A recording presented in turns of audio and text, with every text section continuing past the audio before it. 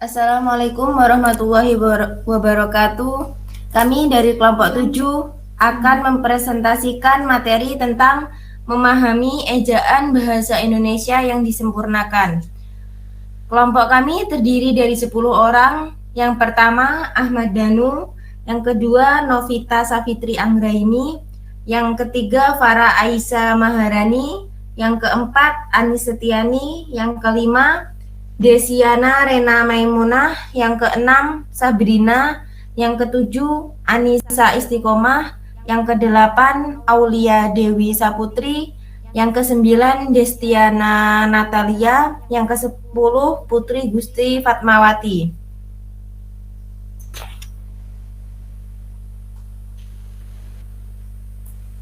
Oke, materi yang pertama akan disampaikan oleh Ahmad Danu. Kepada Ahmad Danu, saya persilahkan. Materi yang pertama, gabungan huruf vokal. Yang pertama, monoftong. Monoftong adalah dua buah vokal yang diucapkan menjadi vokal tunggal. Yang kedua, diftong. Diftong adalah dua vokal yang diucapkan sekaligus. Misalnya dilambangkan dengan AI, AU, dan OI. Yang ketiga, gabungan huruf konsonan. Pengertian, huruf konsonan yang terdiri dari dua konsonan yang bergabung dan melambangkan satu bunyi konsonan. Oke, yang selanjutnya akan disampaikan oleh Novita Safitri Anggraini. Kepada Novita Safitri Anggraini, saya persilahkan. Materi selanjutnya adalah huruf kapital. Huruf kapital merupakan huruf yang berukuran dan berbentuk khusus lebih besar daripada huruf biasanya. Biasanya digunakan sebagai huruf pertama dari kata pertama dalam kalimat. Contoh, Dewi Sartika, Yusuf Kala. Yang kedua adalah huruf miring. Huruf miring digunakan untuk menuliskan judul buku, judul film, judul album lagu, judul acara, judul televisi, judul siniar, judul lakon, dan nama media massa yang dikutip dalam tulisan termasuk daftar pustaka. Contoh, berita ini muncul dalam surat kabar Suara Merdeka. Nugraha Arya 2015, mari belajar bahasa Indonesia dengan baik dan benar. Bandar Lampung, Pustaka Bintang. Dan yang selanjutnya adalah huruf tebal. Huruf tebal dalam cetakan dipakai untuk menuliskan judul buku, bab, daftar isi, daftar tabel, daftar lambing, daftar pustaka, indeks, dan lampiran. Contoh, habis gelap terbitlah terang. Oke, yang selanjutnya akan disampaikan oleh Farah Aisyah Maharani. Kepada Farah Aisyah Maharani, saya persilahkan. Kata dasar, kata yang asli, utuh atau belum mendapat imbuhan atau tambahan apapun. Contoh, makan, kerja, lari. Kata turunan, kata yang mendapat imbuhan, awalan, sisipan, akhiran, serta gabungan awalan dan akhiran. Ditulis serangkai dengan imbuhannya. Contoh, dipermainkan, mempertanggungjawabkan. Pemenggalan kata. Pemenggalan kata adalah proses pemenggalan atau pemotongan kata sehingga kata bisa dituliskan dan dilafalkan atau dieja dengan baik. Contoh, riuh dipenggal menjadi riuh. Buang dipenggal menjadi buang. Oke, yang selanjutnya akan disampaikan oleh Anistiani. Kepada Anistiani, saya persilahkan.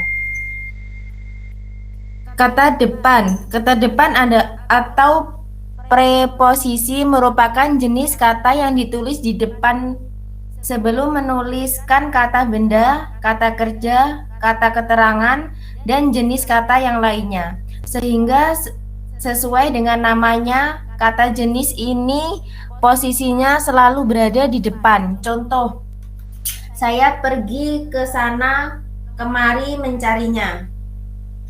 Partikel. Partikel adalah kelas kata yang hanya memiliki arti gramatikal dan tidak mempunyai arti leksikal. Contoh, mungkinkah, bolehkah. Singkatan. Singkatan ialah bentuk singkat yang terdiri atas satu huruf atau lebih. Contoh, Dr. Hamid, W.R. Supratman. Oke, yang selanjutnya akan disampaikan oleh Desiana Rena Maimunah. Kepada Desiana Rena Maimunah, saya persilahkan. Materi selanjutnya adalah angka dan bilangan. Bilangan dapat dinyatakan dengan angka atau kata. Angka dipakai sebagai lambing bilangan atau nomor. Di dalam tulisan lazim digunakan angka Arab atau angka Romawi. Contoh, koleksi perpustakaan itu mencapai 2 juta buku. Selanjutnya, kata ganti ku, kau, mu, dan nya. Kata ganti ku dan kau ditulis serangkai dengan kata yang mengikutinya. Ku, mu, dan nya ditulis serangkai dengan kata yang mendahuluinya. Contoh, buku ini boleh ku baca. Selanjutnya, kata sandang, si, dan sang. Kata sandang adalah kata yang tidak mempunyai arti atau makna khusus. Sandang hanya menjelaskan nomina atau kata benda yang merupakan penjelas dari kata yang ada di depannya. Contoh, ibu itu membelikan sang suami sebuah laptop. Oke, yang selanjutnya akan disampaikan oleh Sabrina. Kepada Sabrina, saya persilahkan. Materi selanjutnya adalah tanda titik. Tanda titik adalah tanda baca yang digunakan untuk yang menandai akhir dari sebuah kalimat dalam berbagai bahasa. Contoh, Anis tinggal di Palembang, titik. Farah menanyakan Danu yang akan datang, titik. Tanda koma. Tanda koma adalah tanda baca yang memiliki bentuk mirip apostrof atau tanda petik tunggal, tapi diletakkan di garis dasar teks. Contohnya, saya membeli kertas, pena dan tinta. Tanda titik koma. Tanda titik koma adalah tanda baca dengan beberapa penggunaan, terutama untuk jeda pada kalimat dan pemotong pada suatu daftar. Contohnya, ayah mengurus tanaman di kebun, titik koma. Ibu menulis makalah di ruang kerjanya, titik koma. Adik membaca di teras depan, titik koma. Saya sendiri asyik memetik gitar, menyanyikan puisi-puisi penyair kesayanganku. Oke, yang selanjutnya akan disampaikan oleh Anissa Istiqomah. Kepada Anissa Istiqomah, saya persilahkan. Tanda titik dua. Tanda titik dua adalah tanda baca yang dilambangkan dengan 2 titik berukuran sama yang diletakkan satu di atas yang lain, atau diletakkan di tengah garis vertikal yang sama. Contohnya, hanya ada 2 pilihan bagi para pejuang kemerdekaan, titik 2, hidup atau mati. Tanda hubung. Tanda hubung adalah tanda baca yang digunakan untuk menghubungkan 2 kata atau memisahkan 2 suku kata. Contohnya, sebagaimana kata peribahasa, tak ada gading yang terletak. Tanda pisah. Tanda pisah dipakai untuk membatasi penyisipan kata atau kalimat yang memberi penjelasan di luar bangun utama kalimat. Contoh, kemerdekaan itu hak segala bangsa harus dipertahankan. Keberhasilan itu saya yakin dapat dicapai kalau kita mau berusaha. Oke, yang selanjutnya akan disampaikan oleh Aulia Dewi Saputri. Kepada Aulia Dewi Saputri, saya persilahkan. Tanda tanya. Tanda tanya adalah salah satu tanda baca yang digunakan untuk menandakan akhir kalimat yang pada kalimat pertanyaan. Contoh, kapan dia berangkat? Tanda seru. Tanda seru dipakai untuk mengakhiri ungkapan atau pernyataan yang berupa seruan atau perintah yang menggambarkan kesungguhan, ketidakpercayaan, atau emosi yang kuat.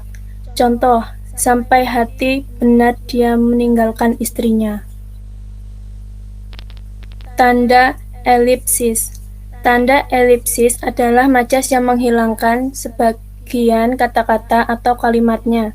Contoh, jika saudara setuju dengan harga itu, pembayarannya akan segera kami lakukan.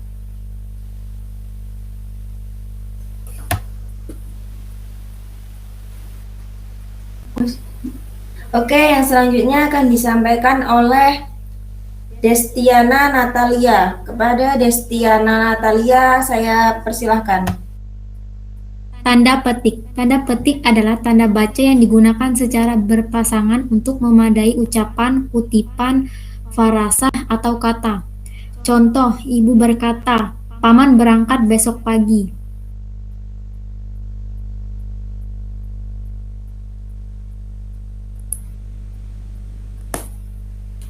Tanda petik tunggal. Tanda petik tunggal adalah tanda yang digunakan untuk mengapit petikan yang terdapat dalam petikan lain. Contoh, ibu, bapak pulang, dan rasa letihku lenyap seketika, ujar Pak Hamdan. Tanda kurung. Tanda kurung adalah tanda yang dipakai untuk mengapit tambahan keterangan atau penjelasan. Contoh, anak itu tidak memiliki KTP atau kartu tanda penduduk. Oke, yang selanjutnya dan yang terakhir akan disampaikan oleh Putri Gusti Fatmawati. Kepada Putri Gusti Fatmawati, saya persilahkan. Materi selanjutnya, tanda kurung siku. Tanda kurung siku adalah tanda yang dipakai untuk mengapit huruf, kata, atau kelompok kata sebagai koreksi atau tambahan pada kalimat atau bagian kalimat yang ditulis orang lain. Contoh, ia memberikan uang kepada anaknya. Selanjutnya, tanda garis miring. Tanda garis miring adalah tanda baca yang berbentuk garis hampir vertikal yang bagian atasnya agak condong ke sebelah kanan dan bagian bawahnya ke sebelah kiri garis vertikal. Contoh, tahun ajaran 2008 garis miring 2009. Tanda apostrof. Tanda apostrof adalah tanda yang digunakan untuk menunjukkan bagian kata atau bagian angka tahun yang dihilangkan. Contoh, 1 Januari 08 08.2 2008. Oke, presentasi ini saya anggap sudah selesai dan saya memiliki sedikit pantun. Jalan-jalan ke Surabaya, tidak lupa membeli makanan. Demikian presentasi saya. Jika ada yang salah, mohon dimaafkan. Terima kasih, saya akhiri. Wassalamualaikum warahmatullahi wabarakatuh.